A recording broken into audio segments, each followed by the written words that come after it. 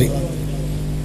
రేపటి దినాన చింతలపూడిలో ఉంది, గోపాల్ వాళ్ళ ఇంట్లో, కోర్టు దగ్గరే, చింతలపూడి బయట టౌన్కి ఇటుపక్క కోర్టు దగ్గర, నాగిరెడ్డిగూడెం వెళ్ళే రోడ్లో గోపాల్ మహి వాళ్ళ ఇంట్లో.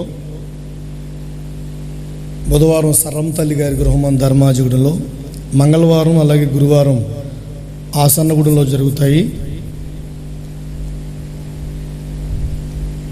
ఏర్పాటు చేసుకుని వాళ్ళు చెప్తారా?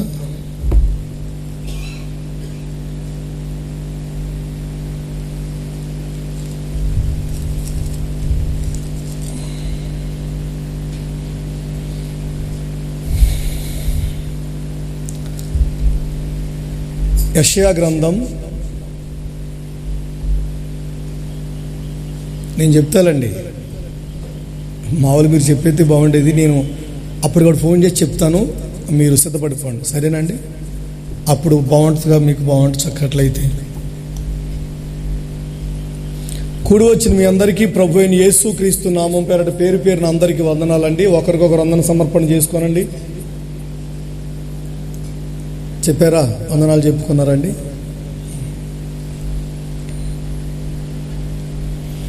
యెషయా గ్రంథం 54వ అధ్యాయం. అది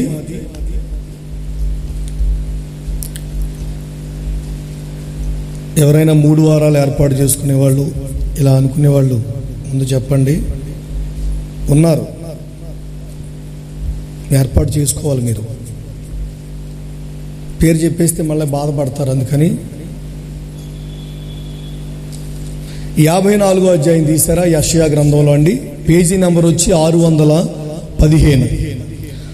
ఆ 54వ అధ్యాయంలో 17వ వాక్యం చదువుతారండి.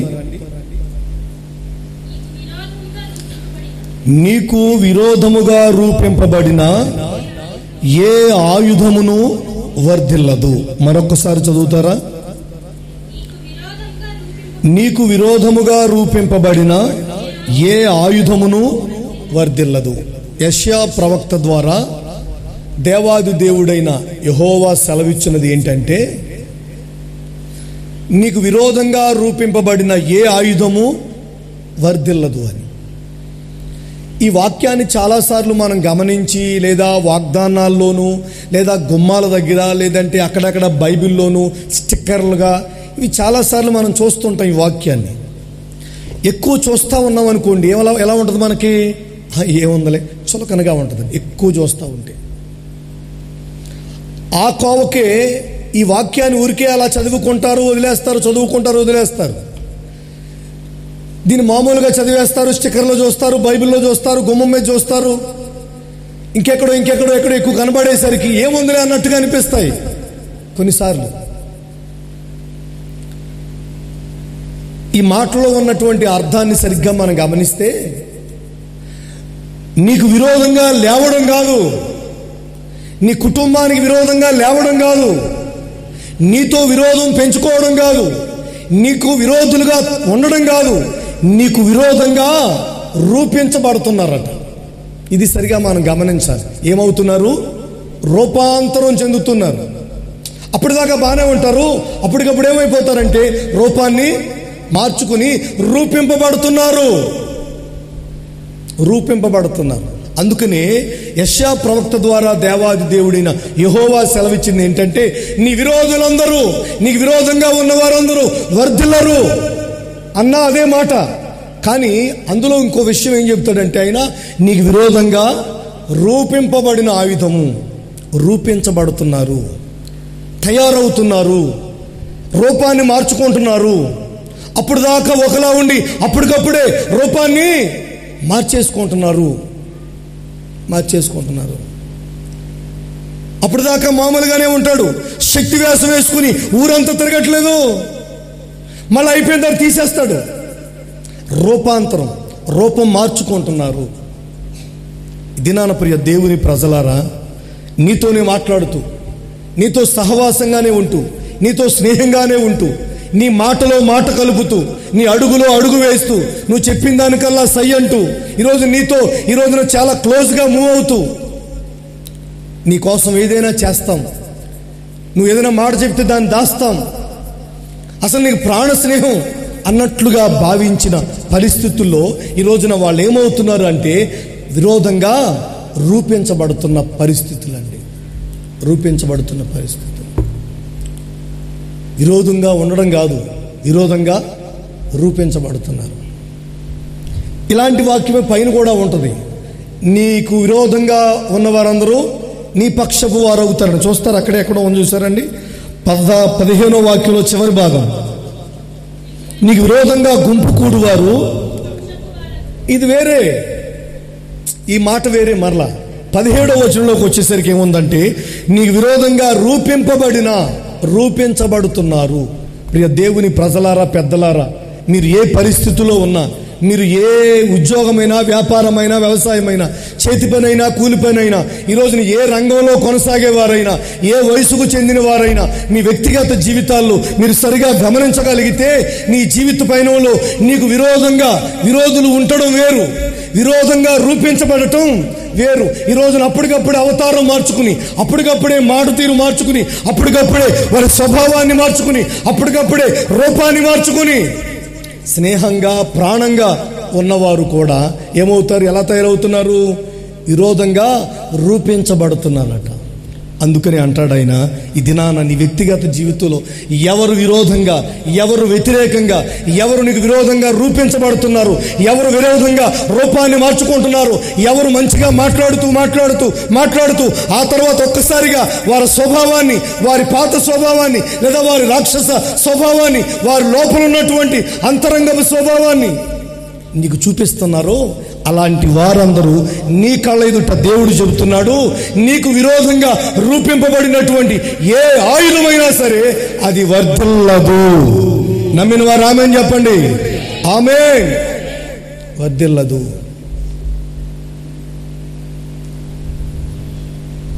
ఇలాంటి సందర్భాన్ని బైబిల్లో మనం ఎక్కడైనా చూడొచ్చండి? బాగా అర్థమయ్యేటట్లుగా ఈ మాట అంటే మీకు 1-2 సందర్భాలు చూపించి ముగించేస్తాను. ఏంటంటే, ఇశ్రాయేలీలు ఐగుప్తు దేశంలో ఉన్నారు కదా.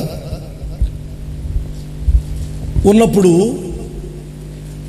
మోషే గారు, పెద్ద ఆయన అహరోను గారు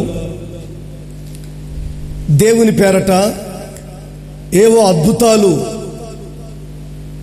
ఆశ్చర్యకార్యాలు అక్కడ జరిగిస్తూ ఫరో గారిని లేదా వారి నాయకులను విస్మయానికి గురి చేస్తున్నటువంటి రోజుల్లో ఏం చేయాలో అర్థం కాక పాలుపోక ఫరో తల పట్టుకుంటున్నాడు. పంటలన్నీ నాశనం అయిపోయాయి, కప్పలు వచ్చేసాయి, పేలు వచ్చేసాయి, నీళ్ళన్నీ రక్తంగాను మారిపోయాయి, వారున్న ప్రాంతాల్లో చీకటి అలుముకుంది. ఇలా ఒకటి కాదు చెప్పుకుంటూ పోతే చాలా కార్యక్రమాలే చేశారు అక్కడ దేవుని పేరట. చివరిగా ఫైనల్గా ఆ తొలిచూలి సంతానం కూడా హతమైపోయింది. ఆ పరిస్థితుల్లో ఇశ్రాయేలీయులందరూ కూడా వెళ్ళిపోవాలని, వాళ్ళ దేవుని దగ్గరికి వెళ్ళిపోవచ్చని, మొదటేమో మేము మా దేవుణ్ణి ఆరాధించుకోవడానికి వెళ్ళాలి, మా కుటుంబాలతో, మాకున్న పశువులతో, మాకున్న సర్వ సంపదతో మేము వెళ్ళాలి అంటే ముందు లేదు అన్నీ ఇక్కడే ఉండాలి, మీరు మాత్రం వెళ్ళండి అన్నాడు.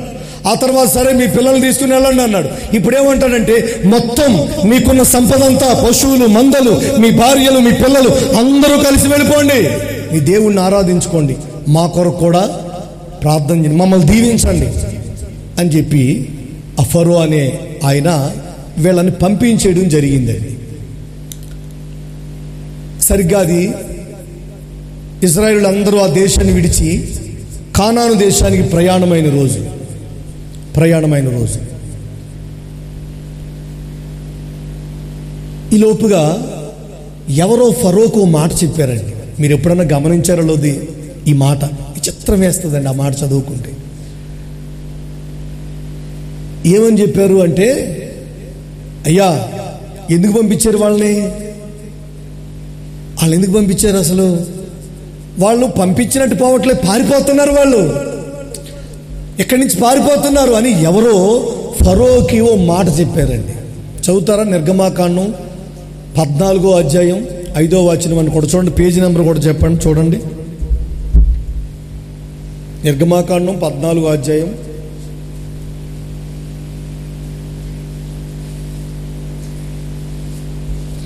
5వ వచనం అండి.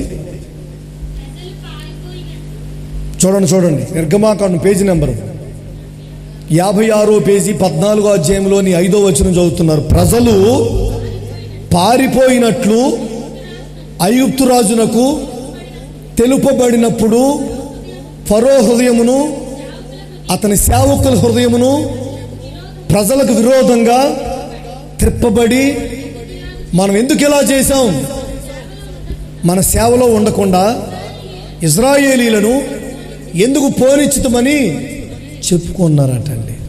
చూసారా, ఫరోను అతని సేవకులు ఇజ్రాయేల్ విరోధంగా ఏమయ్యారట, త్రిప్పబడిపోయారటండి. ఏమండి, తలపైగా తలకించండి. వెళ్ళిపోమని చెప్పింది ఎవరు? మీకు ఐడియా ఉందా? లేదా తావాక్యం కూడా చదువుకుందామా? ఇక్కడి నుంచి వెళ్ళిపోండి అని చెప్పింది ఎవరు? ఫరోనే. మీ సేనలతో, మీ మందలతో, మీ కుటుంబాలతో, మీ పశువులతో, మీకున్న సమస్తాన్ని తీసుకుని వెళ్ళిపోండి, మమ్మల్ని దీవించండి అని చెప్పింది ఎవరు? ఫరోనే, ఐగుప్తు రాజే. ఏమండి, హేరోదు అంటే యేసు ప్రభు కాలంలో ఉన్న రాజు. ఓకేనండి, కన్ఫ్యూజ్ అవ్వద్దు. ఆయనే చెప్పాడు వెళ్ళిపోమని. ఇప్పుడు ఎవరో వచ్చారట, వినండి, ఎవరో వచ్చి ప్రజలు పారిపోయిరని చదువుతారు మరొకసారి. ప్రజలు పారిపోయినట్లు ఐగుప్తు రాజుకు తెలిపారటండి. మరి ఎవరు చెప్పారు? ఏమండి, పంపించినోడు వీడే కదా, వీడికి బుద్ధి జ్ఞానం ఉండాలి కదండి. అది నేనే పంపించాను. ఎవడో వాళ్ళు పారిపోతున్నారా, సర్లే వెళ్ళని అనుకుని వదిలేసేయాలా? ఎవరో వచ్చి పారిపోతున్నారు వాళ్ళంటే పారిపోతున్నారా అని వీడే పంపించి, వీడే వెళ్ళిపోమని చెప్పి, ఏంటండి, వీళ్ళే అవకాశం ఇచ్చి, వీళ్ళే మాట్లాడి, వీడే అన్నీ చేసి, ఇప్పుడు మళ్ళా అవునా పదండి అందరూ అని మళ్ళా బయలుదేరాడండి. అప్పటికప్పుడే చూసారండి. వెళ్ళిపోవద్దు, వెళ్ళొద్దు అంటే ఇంకా ఉండేవారేమో. అవునా కాదండి? కప్పలు వచ్చినప్పుడు వెళ్ళిపోమన్నాడా? లేదే. పేలు వచ్చినప్పుడు వెళ్ళమన్నాడా? వడగళ్ళు కురిచినప్పుడు వెళ్ళమనలేదు. చీకటి వచ్చినప్పుడు, రక్తం నీళ్ళని రక్తంగా మారినప్పుడు, అట్లని ఇప్పుడు కూడా తొలిచూరు సంతానం చనిపోయిన తర్వాత ఇప్పుడు కూడా వెళ్ళొద్దంటే వాళ్ళు అక్కడే ఉండేవారండి. వెళ్ళిపోమని చెప్పాడు ఓ ప్రక్కన, ఇంకో ప్రక్క మళ్ళీ ఇప్పుడు ఎవరో వచ్చి చెబితే ఆ మాట నమ్మి, బాగా చూడండి, బాగా వినండి. ఎవరో వచ్చి చెబితే ఆ మాట నమ్మి ఎట్లా వెళ్ళిపోతారు వాళ్ళు అని వెళ్ళి అందరూ కలిసి రథాలను తీసుకుని, గుర్రాలను తీసుకుని వాళ్ళ వెనకాలే పడ్డాడు. ఇది విరోధంగా రూపించబడటం. నిజానికి వాళ్ళని బానిసలుగానే చూస్తున్నాడు ఎంతకాలం. సరే ఏమైంది, సరే చూస్తున్నాడు, వదిలేసేయండి. ఇప్పుడు ఉన్నట్టుండి వాళ్ళ విరోధంగా త్రెప్పబడ్డాడటండి, రూపించబడ్డారు. ఇది మన వ్యక్తిగత జీవితాల్లో కూడా కొన్నిసార్లు బాగానే ఉన్నట్టుంటారు. వెళ్తున్నా, వెళ్ళిన తర్వాత వస్తావా రా, వచ్చిన తర్వాత ఇస్తావా, ఇచ్చిన తర్వాత చేస్తావా, చేసిన తర్వాత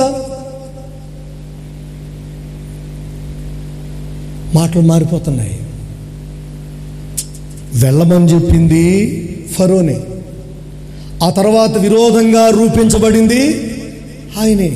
ఇదే ఈ రోజున కుటుంబాలలో, జీవితాలలో, సంసారాలలో, కాపురాలలో, సంఘాలలో, ఈ రోజున వ్యక్తిగత దైనందినటువంటి అనుభవాలలో ఈ రోజున ఎదురయ్యే పరిస్థితులు ఇవే. నువ్వు సరిగా గమనించుకోకపోతే, అంచనా వేసుకోకపోతే ఈరోజు నీ మీద ఒక మాట మాట్లాడతారు, ఆ వెనకాల ఇంకో మాట మాట్లాడతారు. నీకు చెప్పేది ఒకటి, వాళ్ళ మనసులో రన్ అయ్యేది ఒకటి, నీకు చూపించేది ఒకటి, వాళ్ళు దాచుకునేది ఒకటి. ఇవి పరిస్థితులండి. విరోధంగా రూపించబడుతున్నారు. విరోధంగా వాళ్ళే వెళ్ళమన్నారు, మళ్ళీ వాళ్ళే ఎందుకు వెళ్తున్నా అంటే వాళ్ళే తినమన్నారు, అదేంటి అటు తినేస్తున్నావు అంటే ఇదన్నీ ఎట్లా వస్తాయంటే అప్పటికప్పుడు విరోధంగా రూపించబడినప్పుడు. ప్రియ దేవుని ప్రజలారా, పెద్దలారా, సరిగ్గా గమనిస్తే నాకు అర్థమైన విషయం ఏంటంటే, ప్రజలు పారిపోతున్నారని ఫరో రాజుకి తెలపబడినప్పుడు, తెలపబడడం ఏంటండి? ఎవరో ఏదో చెబుతారు, ఆ మాట నమ్మేస్తాడండి వీడు. ఇంకో విచిత్రం ఏంటి చెప్పనా? కళ్ళ ముందు దేవుని అద్భుతాలు ఎన్ని జరిగినా వాటికంటే ఎవరో చెప్పుడు మాటలు బాగా పనిచేస్తాయి. బాగా గుర్తుంచుకోండి పెద్దలు కూడా. కళ్ళ ముందు ఎన్ని జరుగుతున్నా సరే, కళ్ళారా చూస్తున్నా సరే, కప్పలు వచ్చాయి, వడగండ్లు వచ్చాయి, పేలు వచ్చాయి, నీళ్ళని రక్తంగా మార్చబడ్డాయి, ఐగుప్తులో భయంకరమైన వడగండ్లు కురిశాయి, ఆ తర్వాత తొలుచూలు సంతానం అంతా హతమైపోయింది. ఇన్ని జరిగినా పెద్దగా ఏం కదలిక లేదు. కానీ ఎవరో చెప్పుడు మాట ఫరో మనసుని కదిలించేసిందండి. సరే, ఇన్ని అద్భుతాలు, దేవుని కార్యాలు, ఇన్ని ఆశ్చర్య కార్యాలు, ఇన్ని మహత్కార్యాలు, ఇన్ని సూచక్రియలు కళ్ళారా చూశాడు. అయినా పెద్దగా ఏం చలించలేదు, పెద్దగా ఏం కదిలిపోలేదు, వెళ్ళిపోమని చెప్పలేదు, ఏ పెద్ద రోషం రాలేదు, కోపం తెచ్చుకోలేదు, పౌరుషం రాలేదు. ఇన్ని అద్భుతాలు చూసినా సరే కర్ర పామైందా, అరే అవుతాయి, అప్పుడప్పుడు అవుతాయి, అలాగా వడగలు పడతాయి, వడగలు ఏడబిడో పడితే అన్నట్లుగానే ఉన్నాడండి. కానీ ఎవరో చెప్పుడు మాట చెబితే దానికి బాగా ఓవర్ రియాక్ట్ అయిపోయాడండి. అవునా, పదండి అని తన సేనల్ని, తన సేవకులని అందరిని తీసుకుని ఇజ్రాయేలు వెంట పడ్డాడా లేదా? ఏది పని చేసింది? చెప్పుడు మాట. నాశనం అయిపోతారు చెప్పుడు మాటల జోలికి వెళ్తే. బైబిల్ ఏం చెప్తుందంటే ఆ మాట అనకుండా మీరు వర్ధిల్లరు అని చెప్పుడు మాటల జోలికి వెళ్తే. కల్లారా ఇన్ని జరిగినా మనిషిలో కదలిక లేదే. కానీ ఎవరో ఏది చెబితే కదలికొచ్చేసి విరోధంగా త్రిప్పబడి, రూపింపబడి, రథాలు తీసుకుని, సైన్యాన్ని తీసుకుని తగుదునమ్మా అంటూ బయలుదేరిపోయాడండి. కాస్తైనా ఆలోచన చేసుకోలేదండి. అసలు కాస్తైనా కొంచెమైనా ఆలోచన చేసుకోవాలి కదా. అదేంటి, నా కళ్ళ ముందే కదా ఇన్ని అద్భుతాలు జరిగాయి, నా కళ్ళ ముందు ఇన్ని సంవత్సరాలు నా కళ్ళ ముందే ఉన్నారు కదా, ఇప్పుడు వీళ్ళు చెప్తే నేను నమ్మాలా అనేం ఆలోచించలేదు. ఎవరు చెప్పారు? వాళ్ళ పేరుంది అక్కడ, ఉందా? పేరుందండి అక్కడ. ప్రజలు పారిపోతున్నారని ఐగుప్తు రాజుకి ఆ పేర్లు ఉండవు. ఎవరు చెప్తారో ఆ పేర్లు ఉండవు, బయటికి రావాయి. కానీ వీడికి మాత్రం వచ్చేది ఉద్యోగం, ఈమెకు మాత్రం వచ్చేద్దని ఉద్యోగం. ఆ పేర్లు బయటికి రావు. సరే, ఎంత బైబిల్లో ఎంత నేర్చుకోవచ్చు మనం. ఆ మాట ఎందుకు రాయలేదు అక్కడ? ఎవడు చెప్పాడో?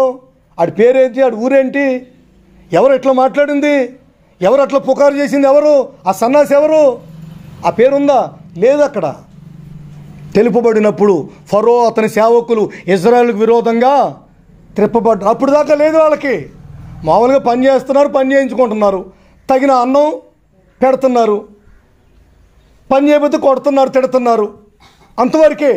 కానీ విరోధంగా అప్పటికప్పుడే రూపించబడ్డారు. ఇది బైబిల్లో మనం గమనిస్తే. ఈ రోజున ప్రియ దేవుని ప్రజలారా, పెద్దలారా, పరిస్థితులు ఎలా ఉంటాయి అంటే, అప్పుడు దాకా బాగానే ఉంటారు మనతో, అప్పుడు దాకా మన మాటే మాట్లాడతారు, అప్పుడు దాకా మన పాటే పాడతారు, అప్పుడు దాకా మనమంటే జై కొడతారు, అప్పుడు దాకా మనమంటే పడి చచ్చిపోతారు, అప్పుడు దాకా మన వెనకాలే ఉంటారు, అప్పుడు దాకా మనల్ని ఎత్తిని పెట్టుకుంటారు, అప్పుడు దాకా మనకేదో మేలు చేస్తున్నట్టే ఉంటారు, అప్పుడు దాకా మనకేదో వాళ్ళు చాలా ఫేవర్గా, చాలా లాయల్టీగా ఉన్నట్టుగా అనిపిస్తారు. కానీ ఒక్కసారిగా విరోధంగా రూపించబడుతున్నారు. ఇవి పరిస్థితులు.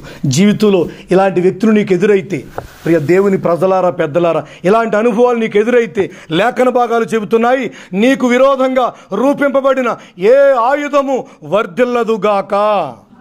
ఆమేన్, హల్లెలూయా. ఏ ఆయుధము వర్ధిల్లదు.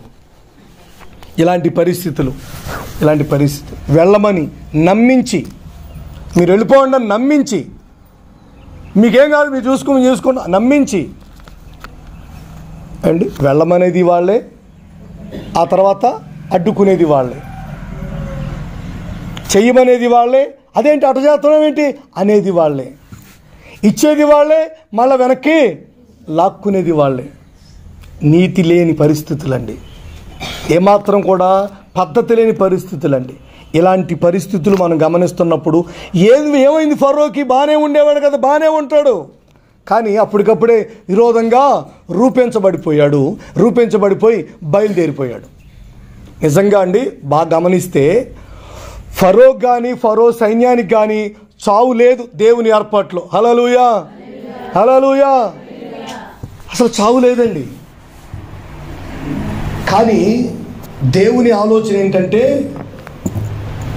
ఎవరో చెప్పిన మాట విన్నాడు కదా, ఎవరో ఆకాశ రామన్ అంటారు చూడండి, ఆ మాదిరిగా ఎవరో చెప్తుంటారు. ఎందుకు ఖాళీ పని పాట లేదు కొంతమందికి, ఏముందని పని పాట ఏముంది వాళ్ళకి. నీ దగ్గర 4 మాటలు చెప్పి ఒక అర కేజీ కారం పట్టుకెళ్తారు. నీకు 4 మాటలు చెప్పి నీ దగ్గర కానీ ఎండు ముక్కలు,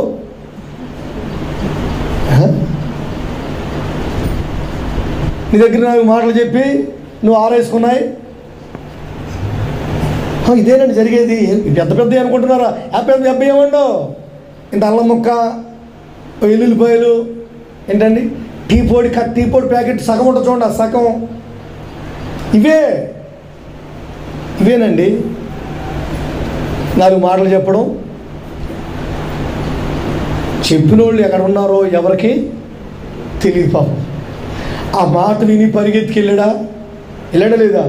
వెళ్ళి అమ్మో అసలు పెద్ద వీరుడు శూరుడు అన్నట్లుగా రథాలు వేసుకుని వెళ్ళి, గుర్రాలు వేసుకుని వెళ్ళి అంత హడావిడి చేసేసరికి తీరా అక్కడికి వెళ్ళేసరికి అగ్నిస్తంభం కనబడింది. హల్లెలూయా, కనబడిందా లేదా? రాత్రంతా ఎంత ప్రయత్నం చేసినా అవతల ఎవరు ఉన్నారు? ఇశ్రాయేలీయులు ఉన్నారు. దారి అవతల ఇశ్రాయేలీయులు ఉన్నారు. ఇక్కడేమో ఫరో సైన్యం, ఫరో సేవకులు ఎక్కడున్నారు? ఇదేంట్రా బాబు, వెళ్ళమని చెప్పింది ఆయనే కదా, దీవించమని చెప్పింది అతనే కదా, వెళ్ళిపోమన్నాడు కదా, మా కోసం ప్రార్థన చేయండి అన్నాడు కదా, మమ్మల్ని దీవించండి అన్నాడు కదా, మళ్ళా సైన్యంతో రథాలతో గుర్రాలతో ఎందుకు అట్లా వస్తున్నాడు అని వీళ్ళు ఆశ్చర్యపోతున్నారు. దేవుడు ఏం చేశాడంటే అగ్నిస్తంభంగా నిలబడిపోయాడు. చూడండి. అప్పుడైనా బుద్ధిగా ఏమవ్వాలి? వెనక్కి పోయే కాలం వస్తే ఎవరు ఏం చెప్తారు చెప్పండి? అప్పుడైనా వెనక్కి వెళ్ళిపోవచ్చు కదండి. ఇదే అంటే అప్ప అగ్నిగుండం అంటే బాగా ఇక్కడే అగ్నిగుండం వచ్చింది అంటే దేవుడు వాళ్ళ పక్షంగా ఉన్నాడేమో, అనవసరంగా మనం వాళ్ళ మాటలు వీళ్ళ మాటలు విని వాళ్ళ మాటలు వీళ్ళ మాటలు విని విరోధంగా వాళ్ళకి లేస్తున్నాం. ఎవడెవడి మాటలు విని మనం విరోధంగా ఆలోచిస్తున్నాం. ఎవడెవడి మాటలు విని మనం అనవసరంగా మన కొమ్ము ఎత్తుతున్నాం, తోక ఆడిస్తున్నాం. ఈ అగ్నిస్తంభం అంటే ఇప్పుడు చూడలేదు అసలు, పుట్టిన మొదలు ఇప్పటికెప్పుడు ఇలాంటి ఎక్కడా చూడలేదు, వినలేదు. ఇది వెనకపోతేనే ఇప్పుడు మనకి మంచిదిరా బాబు అని. అప్పుడు ఎవడన్నా చెప్పేవాడు ఉంటాడా? ఎవడు ఉండడండి అప్పుడు చెప్పేవాడు. అప్పుడు చెప్పేవాళ్ళు ఎవరు ఉండరండి.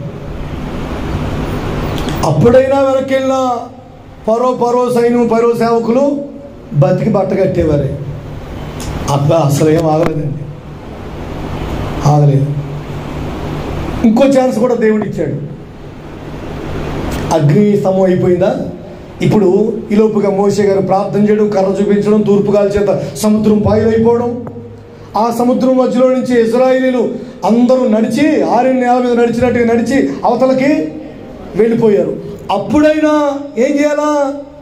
మా అమ్మో ఇదా అంటే ఏంటది?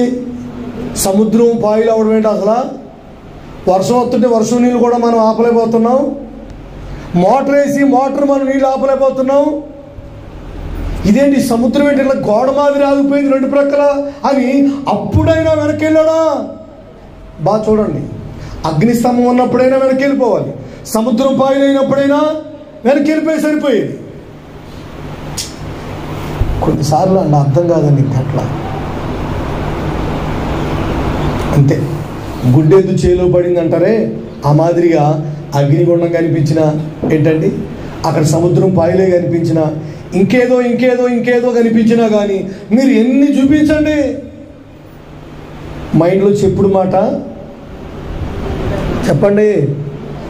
చెప్పుడు మాట మైండ్లో పడిపోయింది. ఇంకోటి జీవితకాలం నెమ్మది ఉండదు. ఆమెకి జీవితకాలం నెమ్మది ఉండదు.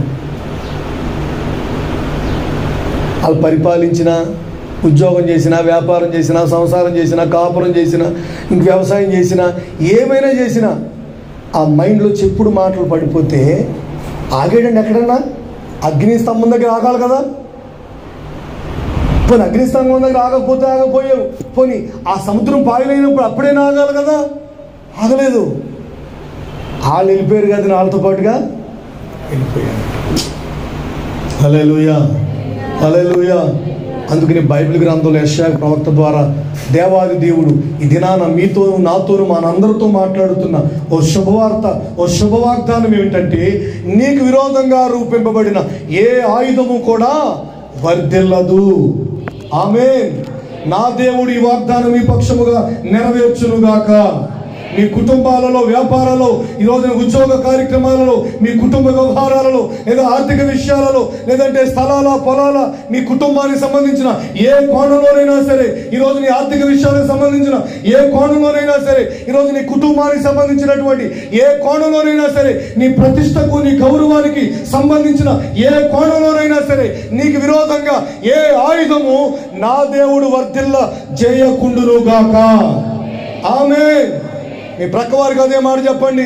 నీకు విరోధంగా రూపింపబడిన ఏ ఆయుధము నా దేవుడు వర్ధిల్ల చేయకుండునుగా. కానీ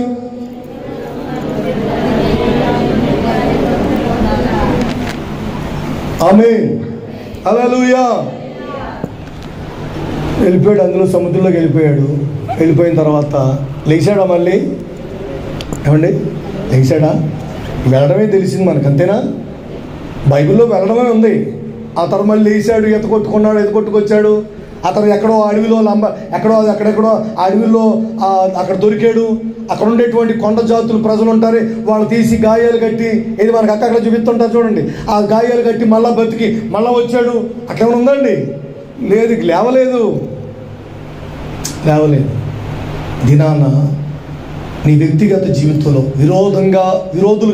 విరోధంగా రూపింపబడుతున్నటువంటి ఏ వ్యక్తులైనా, ఏ శక్తులైనా ఈ రోజున వారు వర్ధిల్లరు అని లేఖన భాగాలు వాగ్దానపూర్వకంగా మనం ఆలకిస్తున్నాం. నమ్మిన వారి గట్టిగా ఆమేన్ చెప్పండి. ఆమేన్, ఆమేన్. సరిగా గమనించుకోకపోతే ఇలానే ఉంటాయి పరిస్థితులు. చెప్పుడు మాటల వల్ల ఐగుప్తు రాజు వాడు పాడైపోయాడు. వెళ్ళమని చెబుతారు, తినమని చెబుతారు, వండమని చెబుతారు, అన్నీ చెబుతారు, మళ్ళీ వాళ్ళే పాడు చేసేస్తారు. మీకు రెండో విషయం కూడా చెప్తా, ఆలకించండి. దావీదు గారికి అసలు సౌలు కూతుర్ని చేసుకోవాలని కానీ, ఆమె పేరు ఏం పేరండి? అసలు లేదండి దావీదు గారికి. యుద్ధం చేయాలనుకున్నాడు. సున్నతి లేని ఫిలిస్తీయుడు ఎవడు? ఈ గొలియాత్ ఎవడు? ఇజ్రాయిల్ దేవుని సైన్యాన్ని వ్యతిరేకిస్తున్నాడు. దేవుని సైన్యం మీద లేనిపోని అనవసరం పేలాపలను వెళ్తున్నాడు. వాడంతా చూస్తాను, వాడి సంగతి తేలుస్తాను అని దావీదు గారికి అక్కడ రోషం వచ్చింది. హల్లెలూయా. ఎక్కడ రోషం వచ్చింది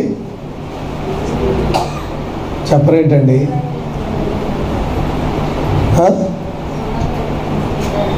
వాడెవడు సంఘాన్ని గురించి మాట్లాడటం ఏంటి? ఆ కుక్కెవడు? వాడు అసలు నీతి జాతి ఉందా వాడికి?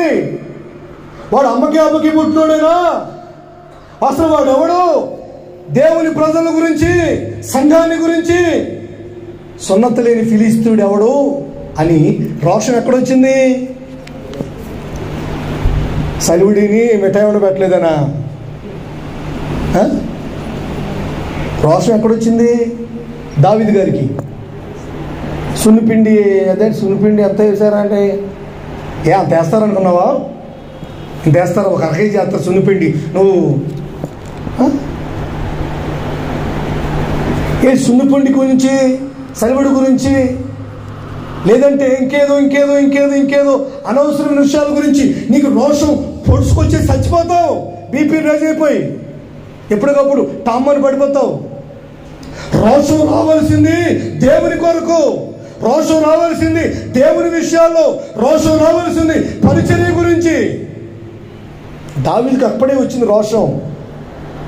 ఇదేంటండి, సున్నత లేని ఫిలిస్తీయుడు అయినటువంటి గొలియాతు దేవుని ప్రజలను సవాలు చేస్తాడా? జీవం గల దేవుడైన యెహోవాను కించపరుస్తాడా? నోటుకొచ్చినట్టు మాట్లాడతాడా? వీటి సంగతి ఏం చేస్తా? అక్కడ వచ్చిందండి రోషం.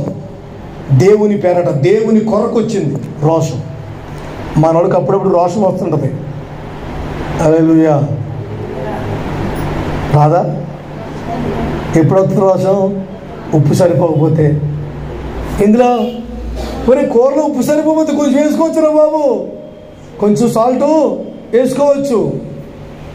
లేదు ఎక్కువైపోయింది, లేదు పోను టమాటాను లేదు ఇంకోటి ఏదో కోసి మనదాన్ని సెట్ చేసుకోకూడదా? మీకు తెలుసా తెలీదా? అలాగే తినేస్తారా? ఇంకోటి ఏదైనా వేసుకోవచ్చు. పోయి అందులో ఏమైంది? పోనీ మాంసం కూరే, ఉప్పు ఎక్కువైపోయింది. ఒక గబుకును ములక్కాయ కోసుకొచ్చి అది ముక్కలు కోసేసి ఒక టమాటా వేసేస్తే ఉప్పు సరిపోయే. తెలీదా మీకు ఇవన్నీ? మా అమ్మ అట్ట చేస్తున్నారా అమ్మ తండ్రి? హల్లెలూయా. అలా పడేసుకుంటామా? పడేస్తామండి, పడేస్తాం. చిన్నప్పుడు చంటి పిల్లోడు ఓకే 7 నెలలు ఇప్పుడు అక్కడే కింద పడుకోవేసి అన్నం తింటున్నాం అనుకోండి, వాడు జుజ్జు పోసాడు. జుజ్జు పోస్తే డైరెక్ట్గా వెళ్ళి ఆ కైమా కూరలో పడింది. అలా దార పడేస్తామా తింటామా? తినేస్తారు కదా, పడేస్తారా? అది చంటి పిల్లోడు కదండి, పోస్తే ఇలా అటు పడిందండి అని ఇంకల్లారా చూసాను కానీ చెప్తున్నా. రాజ్ ప్రకాష్ వాళ్ళ అమ్మ తినేసింది. పడేస్తారండి. బాగా గమనిస్తే రోషం రావాల్సింది దేవుని విషయాల కొరకు. కూరలు ఉప్పు ఎక్కువైందనో తక్కువైందనో, ఏంటండి షాంపూ ఇంతేముందనో, సోపు ఇక్కడ ముక్కే ఉంది, సోప్ పెట్టాలని తెలీదా? ఏమిటి తెలిసింది నీ తలకాయ? దానికి ఎందుకు రోషం? అట్లాంటి విషయాలకి ఎందుకు రోషం? ఏంటండి కూరలకి నారలకి ఏంటండి? దేవుని కొరకు కదా రావాల్సింది రోషం. దేవుని విషయాలు కదా, పరిచర్య విషయాలు కదా, సంఘ విషయాలు కదా, ఊగిపోవాలి.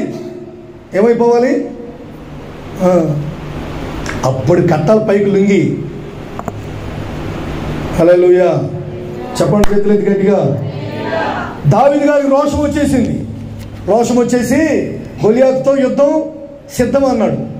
వెళ్ళి ఒడిసెలు పెట్టి రాయి కొడితే ఆయన కింద పడిపోయాడు. అంతే. ఇక సైన్యమంతా, దేశమంతా, ప్రజలంతా సౌలుకు 1000 కొలది, దావీదు గారికి 10,000 కొలది అని ఘనతలు, గౌరవాలు, మర్యాదలు, సత్కారాలు ఎన్నెన్నో చేసేస్తున్నారండి. ఇంతకు విషయం ఏంటి? ఆఫర్ కూడా ఉంది దీనికి. గొలియాతుని చంపితే ఆఫర్ ఉందండి. ఏముంది ఆఫరు? రాజ్యంలో సగం, తర్వాత కుమార్తెను. ఎంతమంది కుమార్తెలు సౌలు గారికి తెలుసా? తెలీదండి. తెలియపోయినప్పుడు ఏం ఘోరం నేరమేం కాదు. మీకు పెన్షన్ గట్ట ఏం ఆపరండి. అట్లే అనుకోకండి మళ్ళీ అమ్మఒడి ఆగిపోతారు, మళ్ళీ ఏమి ఆగిపోతే అట్లా ఏమో. ఎంతమంది కూతుళ్ళు? హల్లెలూయా, హల్లెలూయా. గమనించారు ఎప్పుడైనా బైబిల్లో? దావీదు గారికి ఇచ్చిన అమ్మాయి ఎన్నో అమ్మాయి అండి? 2వ అమ్మాయి. ఇవ్వాల్సింది ఎవరిని?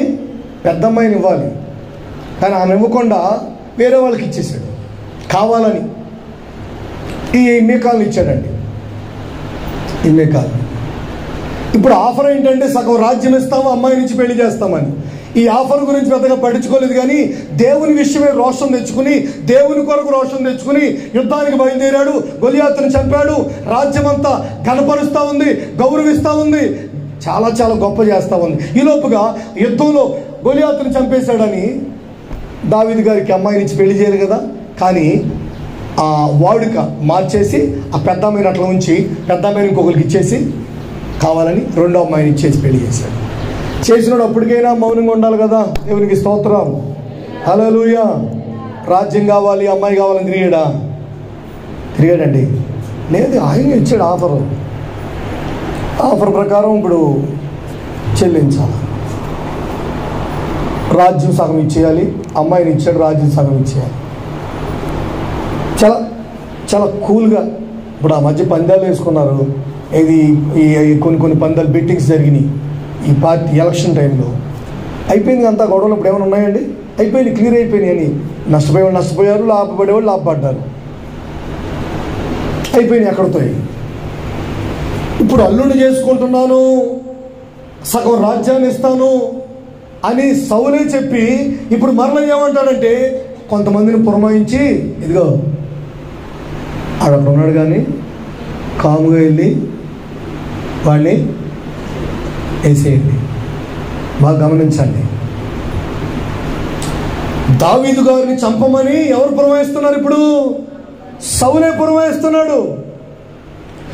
మామూలుగా ఆలోచన చేస్తే మన భారతదేశం హిందూ సాంప్రదాయంలో ఇప్పుడు కూతురు పసుపు కుంకాలు తీయమని చెప్పేది ఎవరు చెప్తున్నారు? సౌలు చెప్తున్నాడు, తండ్రి చెప్తున్నాడు అండి. ఇది విరోధంగా రూపింపబడే ఆయుధం. అంటే ఎందుకో ఉన్న పలంగా అప్పటికప్పుడు విరోధం, అప్పటికప్పుడు కోపం, అప్పటికప్పుడు ద్వేషం ఎందుకు వచ్చేస్తున్నాయి? ఏమో. ఒక రకంగా చెప్పాలంటే సౌలు గారికి దావీదు ఏమయ్యాడు? ఇప్పుడు అండయ్యాడు. చెప్పండి ఏమయ్యాడు? అండయ్యాడండి. ఆ రోజే గనక యుద్ధంలో సౌలు ఓడిపోతే ఇశ్రాయేలు రాజ్యం అంతా ఎవరు వశమయ్యేది? ఫిలిస్తీన్లు వశమయ్యేది.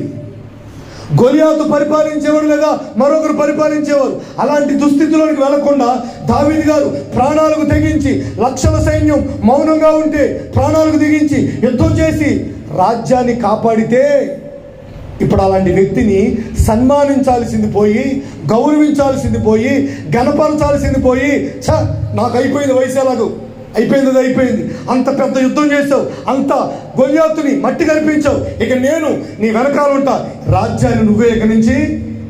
అది కదండి పెద్దరికం, అది కదండి గౌరవం, అది కదండి కామన్ సెన్స్ అంటే, అది కదండి ఇంగిత జ్ఞానం అంటే. నేను వెనకాల ఉంటా, రాజ్యాన్ని నువ్వే పరిపాలించు దావీదు అని దావీదుకి పట్టాభిషేకం చేసి సింహాసనం అప్పగించేస్తే చరిత్రలో సౌలు గారి పేరు మరోలా ఉండేది. చూసారండి? అలా చేయకపోగా పోనీ కామన్గా మామూలుగానైనా ఉంచకుండా, పోనీ సర్వ సైన్యాధ్యక్షుడిగానైనా ఉంచకుండా దావీదును చంపమని రాత్రికి రాత్రే మనుషులను పురమాయిస్తే వాళ్ళు వెళ్ళి ఆ దిండు మీద, మనకు అప్పుడప్పుడు చూపిస్తుంటారు చూడండి సీరియల్లో, అక్కడ టీవీల్లో, దిండు మీద పొడిచినట్టు. బైబిల్లో అది, బైబిల్ ఎప్పుడో 1000 సంవత్సరాల కిందది. అన్ని దిండ్లు పెట్టాడంట. వెళ్ళి అందరూ మనోళ్ళు వెళ్ళి దిండ్లు పొడిచారంట. లేడప్పటికి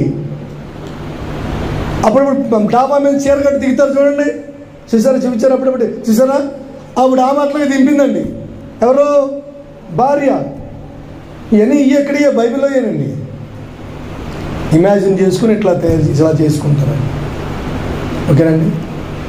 ప్రపంచంలో మనకు కనిపించే ప్రతి టెక్నాలజీ, ప్రతి ఆర్కిటెక్చర్ ఇవన్నీ కూడా బైబిల్లోంచి వచ్చినవి. ప్రతిది కూడా బైబిల్దేనండి. తెలిపాడు దావీదు. ఇప్పుడు గమనిస్తే ప్రియ దేవుని ప్రజలారా, నీకు విరోధంగా రూపింపబడిన వారు వాళ్ళు ఏ స్థితిలో ఉన్నా, ఎంతటి గొప్పవారైనా, ఎంతటి శక్తివంతులైనా, ఎంతటి ప్రభావశాలులైనా నా దేవుడు వాళ్ళని మట్టి కనిపిస్తాడు. ఆమేన్. విరోధంగా రూపింపబడిన ఏ ఆయుధము వర్ధిల్లదు. నమ్మిన వారు గట్టిగా ఆమేన్ చెప్పండి. ఆమేన్. ఇశ్రాయేలు మీదకి ఫరో లేచాడు, వర్ధిల్లాడా? లేదు. ఇప్పుడు దావీదు గారి మీదకి సౌలు లేచాడండి.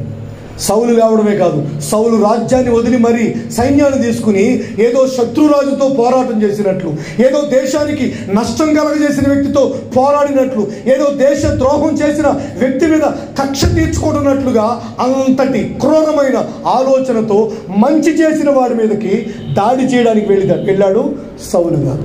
కొన్నిసార్లు మనకు కూడా ఇలాంటి పరిస్థితులు ఎదురవుతాయి. నిజానికి ఏదైనా నష్టం చేసి, నిజానికి ఏమైనా కీడు చేసి, నిజానికి ఏదైనా హాని చేసి, నిజానికి ఏమైనా ద్రోహం చేసినప్పుడు కదా.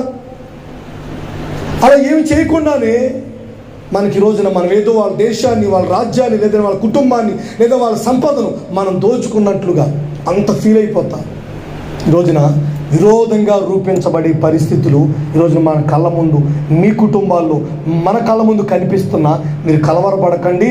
లేఖన భాగాలు చెబుతున్న దేవాది దేవుడు చెబుతున్న మాట ఏంటంటే, మనకు విరోధంగా రూపింపబడిన ఏ ఆయుధము నిలవదు. ఆమేన్. నిజానికి దావీదు మేలు చేశాడా, కీడు చేశాడా? మేలే చేశాడండి. రాజ్యం పరువు కాపాడాడు, రాజ్యాన్ని నిలబెట్టాడు. కానీ సౌలు ఎలా రూపించబడ్డాడు? విరోధంగా రూపించబడ్డాడు. ఆ తర్వాత ఏమైందంటే సౌలు ఈ రోజున, ఆ తర్వాత రోజుల్లో మనం చూస్తే సౌలు తన కత్తి మీద తనే పడి చచ్చిపోయాడు. ఎవరు చంపలేదండి. అలాంటి వాళ్ళు చంపినా కూడా పుట్టగత్తులు అండ్ అలాంటి వాళ్ళు చంపినా ఏమవుతుందో లేదు. చంపితే వీరుని చంపాలి. ఎవరిని? వీరుని చంపితే అప్పుడు ఏమవుతుంది? ఇంకా పెద్ద వీరుడు అవుతాడు. ఒక్కొక్కరిని చంపితే, అర్థమైంది ఇప్పుడు మీకు? అర్థం కాలేదా? ఒక్కొక్కరిని చంపితే పిచ్చికి మీద, చెప్పండి మాట విన్నారా? ఎప్పుడు వినలేదా? పిచ్చికి మీద బ్రహ్మాస్త్రం. ఒక్కొక్క మీద మనం పోరాడితే, ఒక్కొక్క మీద మనం అంతకంటే చెప్పండి పెద్ద కుక్క అవుతాం. అర్థమైంది ఇప్పుడు మీకు? కయ్యానికైనా వియ్యానికైనా ఏముండాలా? సరిపోయేటట్టు ఉండాలా. లేక మనుషులు ఉండకూడదు, లేక బుద్ధులు ఉండకూడదు. కయ్యానికైనా వియ్యానికైనా ఉండాలా. దావీదు గారు ఏం చేయలేదండోయ్. సౌలు గారు తన కత్తి మీద తనే పడి సూసైడ్ చేసుకున్నాడు, చచ్చిపోయాడండి. తర్వాత రాజ్యం సౌలు చేతిలో, సౌలు కుటుంబం చేతిలో లేదు. ఆటోమేటిక్గా అలా తిరిగి మళ్ళా దావీదు గారి చేతికి వచ్చేసింది. చూసారండి? విరోధంగా రూపించబడిన ఏ ఆయుధము వర్ధిల్లదు. బైబిల్ చరిత్రలో ఇలాంటి ఉదాహరణలు చాలానే ఉన్నాయి. హామాను విరోధంగా లేచాడు. ఎవరికి? బాగానే ఉన్నాడు, అప్పటి వరకు బాగానే ఉండేవాడు. కానీ విరోధంగా రూపించబడ్డాడు మొర్దెకైకి, లేదా యావత్ యోధా జాతికి. హామాను అనేవాడు విరోధంగా రూపించబడితే, ఆ తరువాత ఏదైతే మొర్దెకైని సిలువ మీద వేయాలని, సిలువ మీద వేలాడదీయాలని ఏ సిలువ అయితే చేశాడో అదే సిలువ మీద మొర్దెకై వేలాడదీయాలనుకున్న అదే సిలువ మీద హామాను వేలాడబడ్డాడు. ఇవన్నీ బైబిల్ చరిత్రలండి. మనం చదువుకుంటే జీవితంలో అసలు భలే ఆదరణ కదండి. ఈ విషయాలన్నీ గుర్తొస్తున్నప్పుడు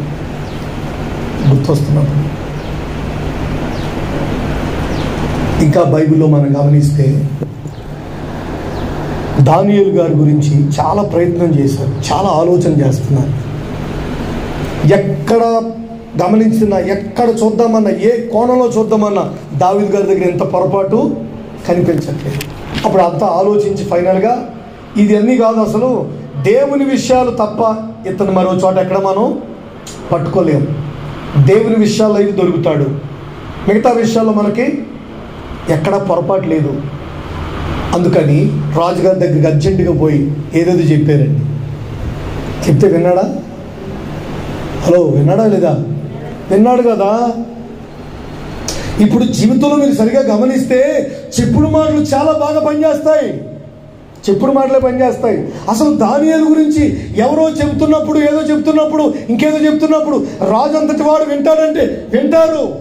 అప్పుడు మైండ్ పనిచేయదండి, మైండ్ పనిచేయదు. చెప్పే మాటలు చెప్పేవాళ్ళు ఉన్నప్పుడు వినేవాళ్ళ మైండ్ పనిచేయదు సరిగా. చెప్పుడు మాటలు బాగా వింటారండి. కూర్చో, చెప్పుడు మాటలు బాగా వింటారండి. వినేశాడు, ప్రతిమకు నమస్కారం, నా ప్రతిమకే నమస్కారం చేయండి అన్నాడు. ఈలోపు దానియేలు గారేమో అలా కుదరదు అని ప్రతిరోజు ఆ దక్షిణం వైపు దేవుని పట్ల యెరూషలేము వైపు కిటికీ తెరిచి ఉంటే దాని వైపు చేతులెత్తి, దేవాలయం వైపు చేతులెత్తి ప్రార్థన చేసుకుంటా ఉన్నాడండి. ఈలోపుగా ఆ విషయం తెలిసిందా, దొరికేశాడు అన్నారు, చూసేమన్నారు. ఆ తర్వాత మాకు దొరికేదిగా మేము చూసాం అన్నాడు. చూసి చేసావా అంటే చేశాను అన్నాడు. ప్రార్థన చేసావా? ప్రార్థన ఎందుకు? ప్రార్థన అండి. చేసావా? ప్రార్థన చేశాను అన్నాడు. తీసుకెళ్ళి సింహాల బోన్లో పాడేశాడు.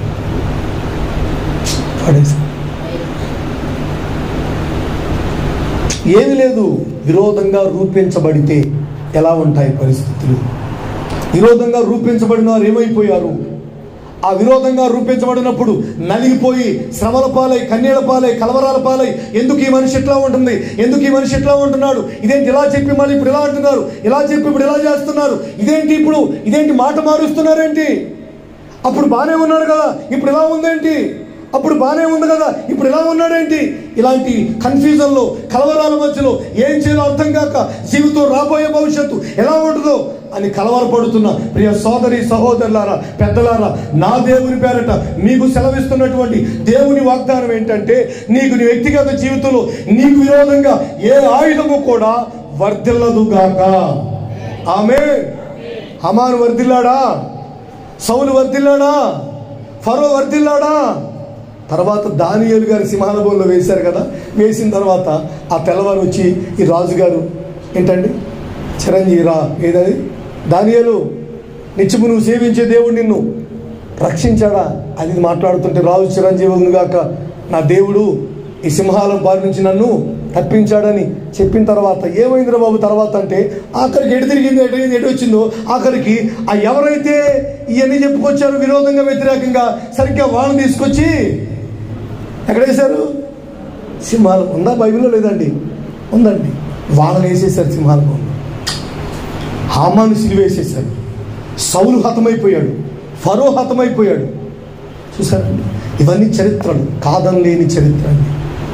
విరోధంగా రూపించబడుతున్న పరిస్థితులు నీ జీవితంలో నీకు కనిపిస్తుంటే కాస్త ఓపిక పట్టు, ఓర్పుగా నిలబడితే ఈ రోజున నీ వ్యక్తిగత జీవితంలో గొప్ప విజయాన్ని చూస్తాం. ఆమేన్. హల్లెలూయా. తల వంచండి, ప్రార్థనలోకి వెళదాం.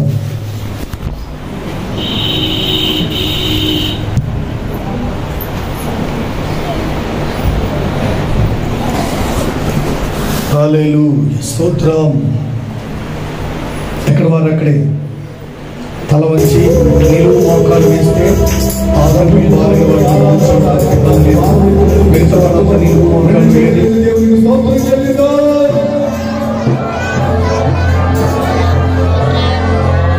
చేరి వచ్చిన వారందరి కొరకు, వారి కుటుంబాల కొరకు స్తోత్రం చెల్లిద్దాం.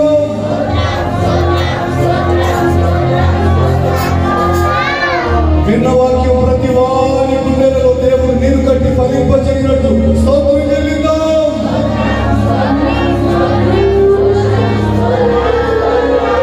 ఈ వారమంతా జరిగే ప్రార్థన కూడికలను ప్రభువే వారి మీద నడిపిస్తున్నందుకు స్తోత్రం చెల్లిద్దాం. ఈ 70 రోజుల ప్రార్థన పండుగలను దేవుడు మహిమకరంగా కొనసాగింపజేయనట్టు స్తోత్రం చెల్లిద్దాం.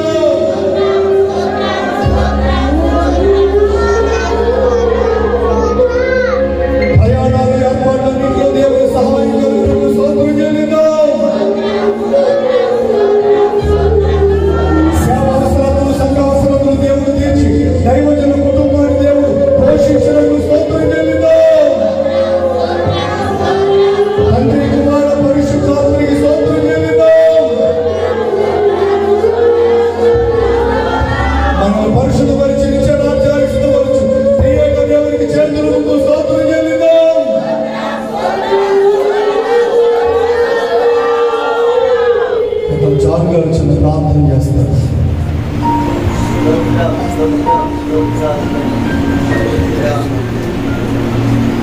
మహోన్నతుడా, ఉన్నతమైన నా దేవా, నీకు స్తోత్రాలు తండ్రి.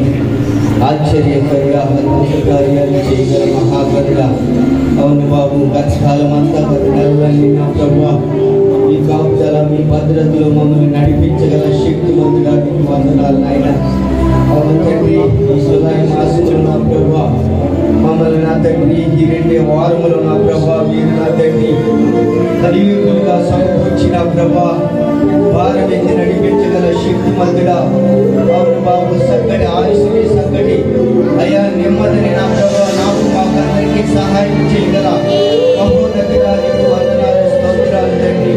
అవును బాబు, సేవకులకి నాయన ఈ మాటలు మేము వింటున్నాం ప్రభువా, నీకు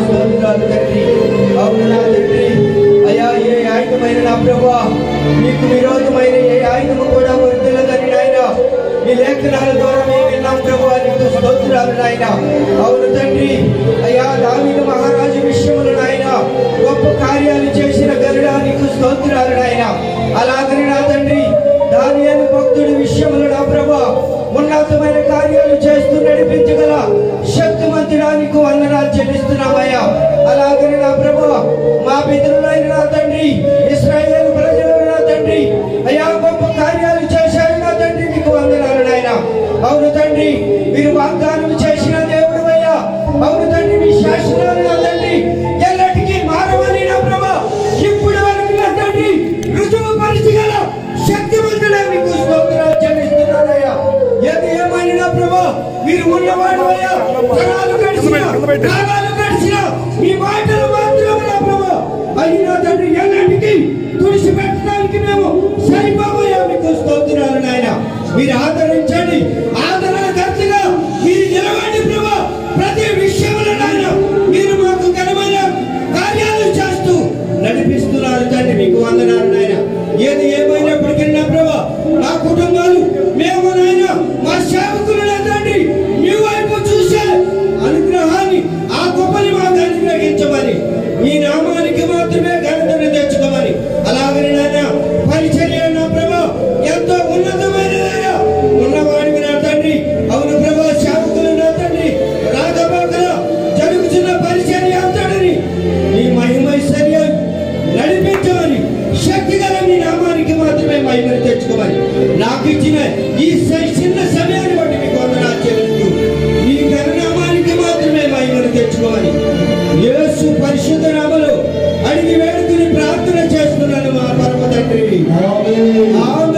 తండ్రి దేవుని ప్రేమ, కుమారుడు యేసుక్రీస్తు వారి కృప, పరిశుద్ధాత్మ దేవుని సన్నిధి సహవాసం ఇప్పుడు ఎల్లప్పుడూ సకల పరిశుద్ధులకు ఈ ఆరాధన కార్యక్రమంలో పాల్పొందిన చిన్నవారికి పెద్దవారికి ఎవరులకు ఆయన కృపా సమాధానము సదా తోడై ఉండి వారికి విరోధంగా రూపింపబడిన ప్రతి ఆయుధమును వర్తెల్ల చేయకుండా నెమ్మదినిచ్చి నడిపించును గాక.